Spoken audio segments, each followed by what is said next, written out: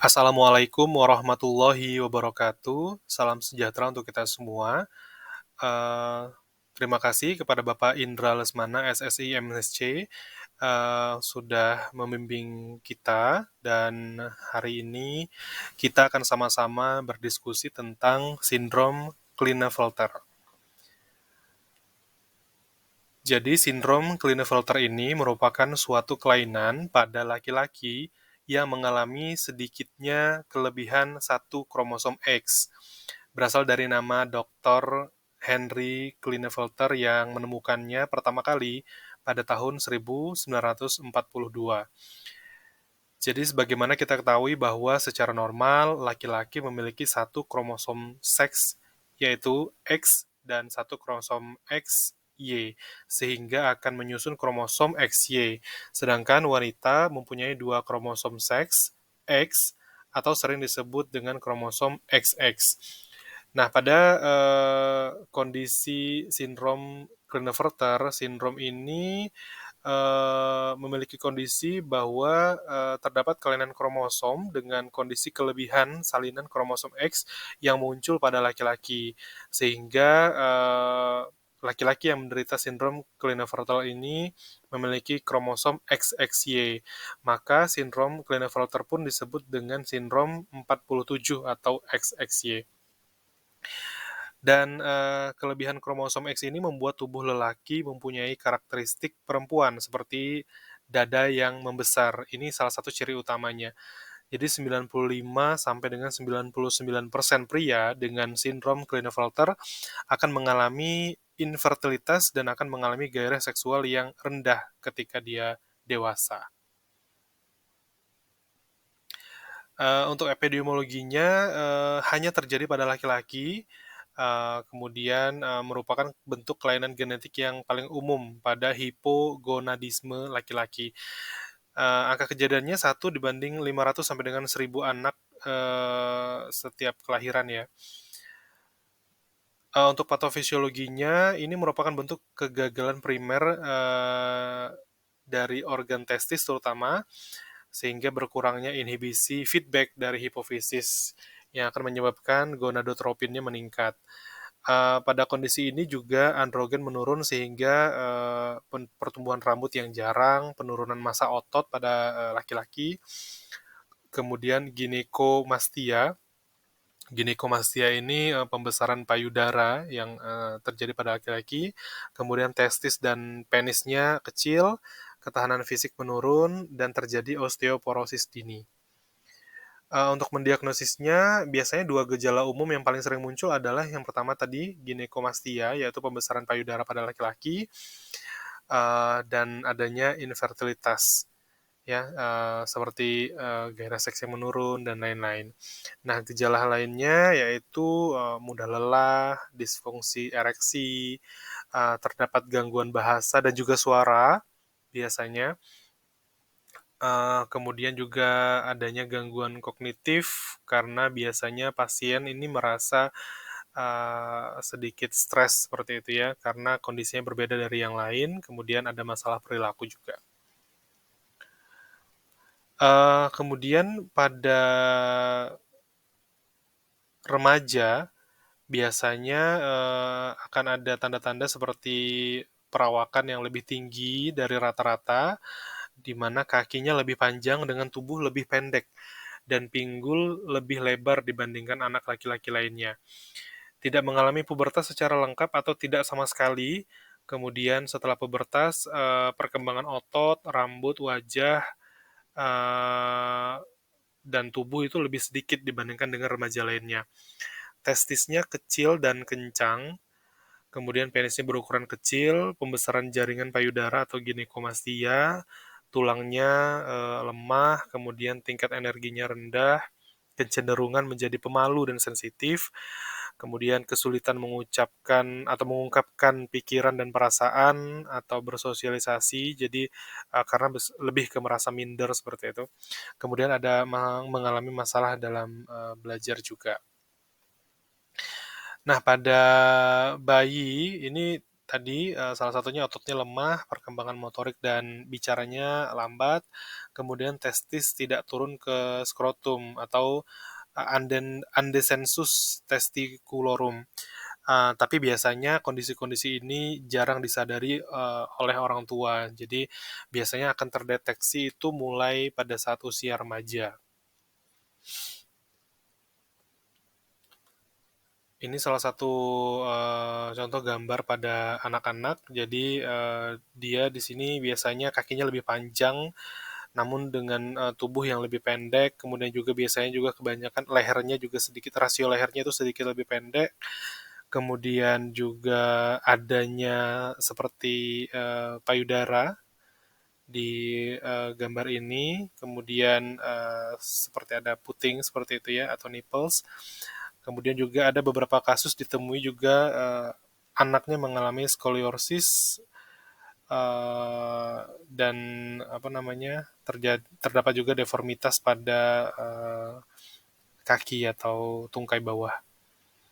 Nah, pada, pasien-pasien dewasa bisa lebih spesifik lagi seperti jumlah sperma rendah atau tidak ada sperma sama sekali, kemudian testis dan penis kecil, gairah seks rendah, badannya lebih tinggi dari rata-rata juga, kemudian tulang lemah, rambut dan wajah, eee, rambut pada wajah dan tubuh itu berkurang, kemudian kurang berotot, jadi, kurang massa ototnya seperti itu dibandingkan dengan pria lainnya, jaringan payudaranya membesar dan peningkatan lemak pada perut. Nah, ini salah satu, gambar anatomisnya, jadi, hampir menyerupai perempuan seperti itu ya. Jadi, ini yang bisa dilihat. Mungkin, teman-teman sudah pernah melihat, tapi mungkin baru tahu bahwa itu adalah kelainan. Jadi kalau kita, lihat-lihat gambarnya, mungkin banyak cari-cari gambarnya, ini banyak, gambarnya seperti ini. Jadi dikombinasikan ada gambar, kromosom X, XY, di mana itu adalah kelebihan dari kromosom X, kemudian, salah satu ciri yang paling umum adalah, pembesaran payudara, kemudian, tubuhnya hampir tidak ada, rambut ya di bagian tubuhnya ya, lebih sedikit seperti itu. Dan ini hanya terjadi pada laki-laki. Seperti ini. Ada juga peningkatan lemak pada area panggul atau perut ya. Kemudian sebagian besar ini tadi, jadi pada anak-anak biasanya belum terlalu terlihat, apalagi yang secara fisiknya belum terlalu kelihatan begitu ya, ataupun pada bayi. Namun biasanya pada menginjak usia remaja mulai dirasakan adanya perbedaan pada masa pubertas seperti tadi, misalkan anak remaja laki-laki tapi merasa dia memiliki puting ataupun payudara seperti perempuan pada area nipplesnya. Kemudian ini yang bisa dilakukan, yang dilihat secara klinis, dan untuk pemeriksaannya bisa juga dilakukan pemeriksaan, analisis kariotip kromosom. Ini menjadi gold standar dalam pemeriksaannya untuk memeriksa, eee, apa namanya tadi, jumlah kromosomnya, ada kelebihan atau tidak. Kemudian, ini dapat dilakukan pada saat bayi atau kandungan. Namun, ini sangat jarang dilakukan, karena memang, ini bukan penyakit yang diturunkan ataupun yang diwariskan, namun ini benar-benar murni kelainan genetik yang terjadi pada masa penyusunan kromosom. Kemudian juga dapat dilakukan pemeriksaan kadar testosteron yang menurun, dan FSH, FSH-nya yang meningkat.